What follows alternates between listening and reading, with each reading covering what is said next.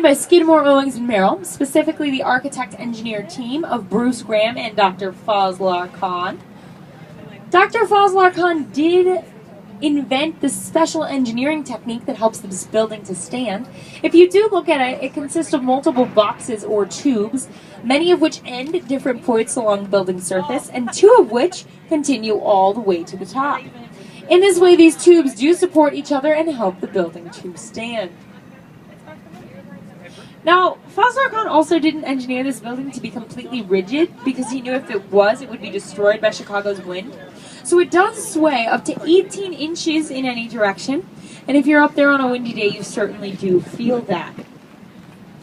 If you would like to visit the top of our Willis Tower, you absolutely can. On the 104th floor, there's an observation deck where you can actually step out inside of one of these glass boxes, and they're entirely made of glass, and you can look at the city of Chicago below your feet. It's very cool, but just a little nerve-wracking if you're afraid of heights, so the view from the window is also quite lovely. Now, two men who were not at all afraid of heights did successfully climb that Willis Tower, one of whom was wearing a Spider-Man costume, and both of whom used a homemade suction cup system in order to do so. They were also both arrested when they got to the top. It's illegal to climb that particular tower. They did not have to go to jail, but they did have to pay a fine, so we here at Windella do recommend that if you'd like to enjoy the view from the top of the Willis Tower, you use one of the 104 elevators found inside in order to do so.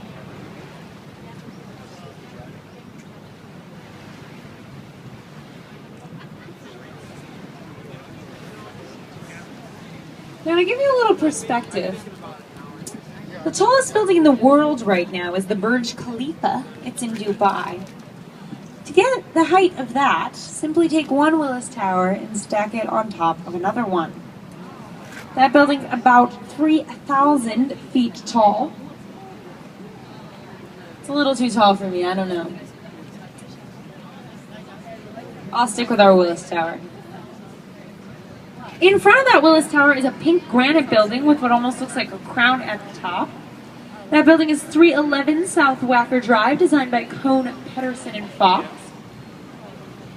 And the structure at the top, I did say it looks like a crown, but it was actually designed to look like an engagement ring.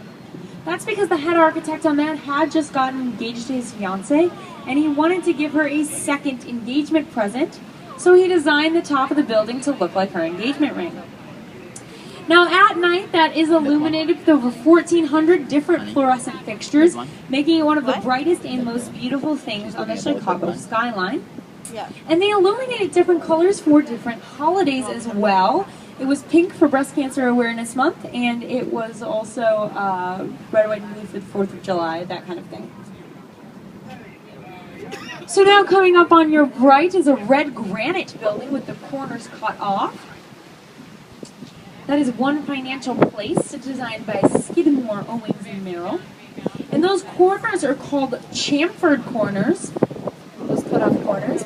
And the reason to chamfer the corners of the building is that allows for 2 corner offices per corner and 8 corner offices per floor.